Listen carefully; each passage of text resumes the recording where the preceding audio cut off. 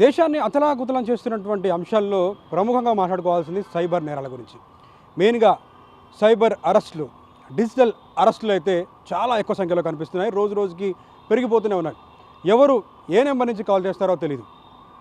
వాళ్ళకు సంబంధించి ఐడెంటిటీ ఉన్నా లేకున్నా కొత్త నెంబర్ నుంచి మనకు కాల్ వస్తుంది. ఆ కాల్ లిఫ్ట్ చేసిన తర్వాత ఇక వాళ్ళు ఏది కావాలంటే అది మనతో మాట్లాడతారు.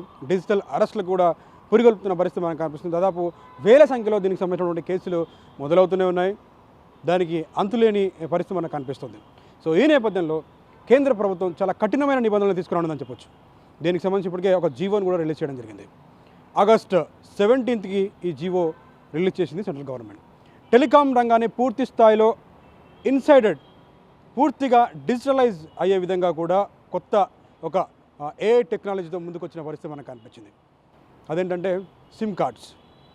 ఇప్పుడు సిమ్ కార్డ్స్ తీసుకోవాలంటే పరిమితమైన సంఖ్యలో సిమ్ కార్డ్స్ తీసుకోవాలనే రూల్ అయితే తీసుకొచ్చింది. ఈ రూల్ పాతదైనప్పటికీ కూడా ఈ సిమ్ కార్డ్ ఇష్యూకు సంబంధించి మాత్రం కొత్త రూల్స్ని అందుబాటులోకి వచ్చిన పరిస్థితి మనకు కనిపిస్తుంది.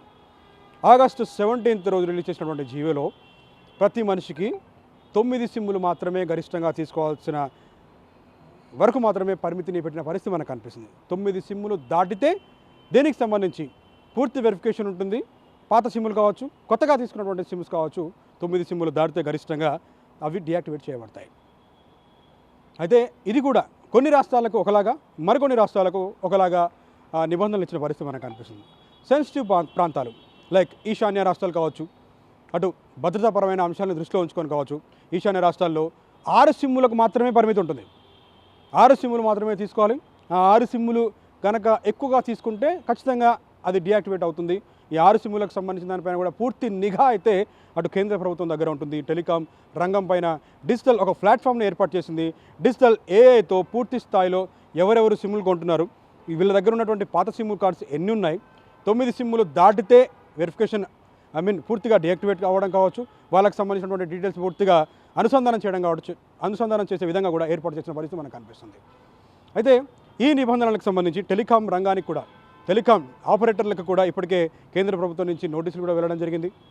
పూర్తి స్థాయిలో తమ దగ్గర ఉన్నటువంటి డేటాని, ఏదైతే తమ కస్టమర్లకు సంబంధించినటువంటి డేటాని పూర్తి స్థాయిలో ఏదైతే డిజిటల్ ప్లాట్ఫామ్ని ఏర్పాటు చేశారో, ఇంటెలిజెన్స్ డిజిటల్ ప్లాట్ఫామ్ను ఏర్పాటు చేశారో అందులో వీటన్నిటిని కూడా మెన్షన్ చేయాల్సిన పరిస్థితి మనకు కనిపిస్తుంది.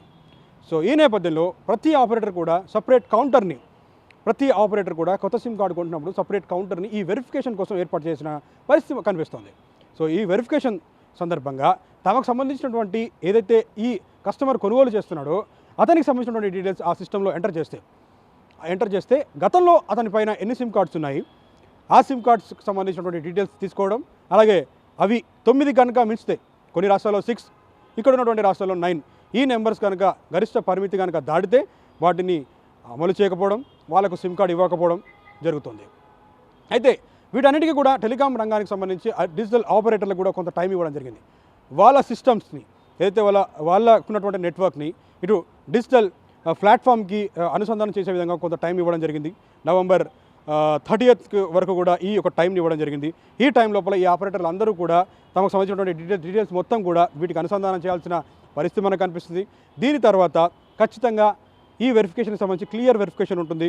ఎలాంటి సైబర్ నేరాలు జరగకుండా ఒక నెంబర్ ఎవరిది, ఆ నెంబర్కి సంబంధించిన డీటెయిల్స్ ఏంటని ఫోన్ చేసినప్పుడు వాళ్ళకి సంబంధించిన డీటెయిల్స్ అంటే పూర్తి పేరుని, తమకు సంబంధించినటువంటి ఐడెంటిటీ ఏ విధంగా అయితే ఉందో ఆ నేమ్ని మొబైల్ పైన ప్రొజెక్ట్ చేసే విధంగా కూడా ఏర్పాట్లు మనకు కనిపిస్తుంది. పూర్తిగా ఏఐ టెక్నాలజీతో సైబర్ నేరగాల్ని అడ్డుకట్ట వేసేందుకు ఏ సిమ్ కార్డ్ నెంబర్ ఎవరి పేరు మీద ఉందని పూర్తిగా తెలుసుకునే విధంగా పూర్తి నిఘాతోనైతే ఈ కార్యక్రమాన్ని కేంద్ర ప్రభుత్వం చేసినట్టుగా తెలుస్తుంది. దీనికి చాలామంది హర్షిస్తున్న పరిస్థితి కూడా కనిపిస్తుంది. ఇన్ఫ్యాక్ట్ ప్రతి ఒక్కరు కూడా ఏదో డిఫరెంట్ నెంబర్స్ నుంచి కాల్స్ వస్తాయి, అన్నోన్ నెంబర్స్ నుంచి కాల్స్ వస్తాయి. దాని నుంచి బెదిరింపులు కావచ్చు, లేకుంటే ఆర్థిక నేరాలు కావచ్చు, ఇలా ఐడెంటిటీ లేకుండా వస్తున్నటువంటి కాల్స్ వల్ల చాలామంది ఇబ్బంది పడుతున్న నేపథ్యంలో కేంద్ర ప్రభుత్వం తీసుకున్నటువంటి ఈ నిర్ణయానికి మాత్రం చాలా ఆసక్తికరంగా అందరూ ఎదురు చూస్తున్న పరిస్థితి మనకు కనిపిస్తుంది. అయితే ఇప్పటికే తమ పేరు మీద ఎన్ని సిమ్ కార్డ్స్ ఉన్నాయనేది కూడా చాలామందికి తెలియదు. కొన్ని యాప్స్ ఉన్నాయి, దాంట్లో చెక్ చేసుకోవాల్సిన అవసరం కనిపిస్తుంది. ఇప్పుడు ఈ నిబంధనలు వచ్చిన తర్వాత మాత్రం అది కఠినతరం అయ్యే పరిస్థితి మనకు కనిపిస్తుంది. ఆగస్టు 24 నుంచి ఇది పూర్తి స్థాయిలో అందుబాటులోకి వచ్చే అవకాశం కనిపిస్తుంది. సో ఈ నేపథ్యంలో తమ పేరు మీద, అంటే మీ పేరు మీద ఎన్ని సిమ్ కార్డ్స్ ఉన్నాయో తెలుసుకోవాలంటే సంచార్ సాథీలో కూడా మీరు చెక్ చేసుకోవచ్చు. మీకు సంబంధించినటువంటి డీటెయిల్స్ని అక్కడ ఎంటర్ చేసినప్పుడు మీకు ఎన్ని సిమ్ కార్డ్స్ ఉన్నాయి అనేది కూడా అక్కడ ప్రొజెక్ట్ చేయబడుతుంది. సో అందులో కూడా ఒకవేళ మీకు సంబంధించినటువంటి సిమ్ మీ పేరు మీద ఏదైనా అదర్ సిమ్ ఏదైనా ఉంటే మీకు తెలియకుండా ఒక సిమ్ ఆల్రెడీ యూజ్లో ఉన్నట్టయితే దాన్ని కూడా డీయాక్టివేట్ చేయొచ్చు. దానికి సంబంధించినటువంటి కాలంని కూడా ఆ వెబ్సైట్లోనే పొందుపరిచిన నేపథ్యంలో దాన్ని అక్కడ మీరు మెన్షన్ చేస్తే మరొకసారి వెరిఫికేషన్ చేసి ఆ నెంబర్ని డిలీట్ చేయడం కూడా జరుగుతుంది, డీయాక్టివేట్ చేయడం కూడా జరుగుతుంది. సో దీనికి సంబంధించి మాత్రం ఒక పాజిటివ్ రెస్పాన్స్ అయితే వస్తున్న నేపథ్యం మనం చూస్తున్నాం. ఇంకా కూడా కఠినతరమైన నిర్ణయాలు అయితే కేంద్ర ప్రభుత్వం తీసుకునే అవకాశం కనిపిస్తుంది. టెలికాం రంగంలో ఎలాంటి నేరాలు జరగకుండా సైబర్ క్రైమ్స్ కావచ్చు, డిజిటల్ అరెస్టులు మెయిన్గా వీటన్నిటిని తగ్గించే విధంగా ఇలాంటి కార్యక్రమాలు తీసుకురావడం పట్ల చాలామంది హర్షం వ్యక్తం చేస్తున్నారు. ఇక్కడ నుంచి సిమ్ కార్డ్స్ల విషయంలో జాగ్రత్తగా ఉండాల్సిన అవసరం కనిపిస్తుంది.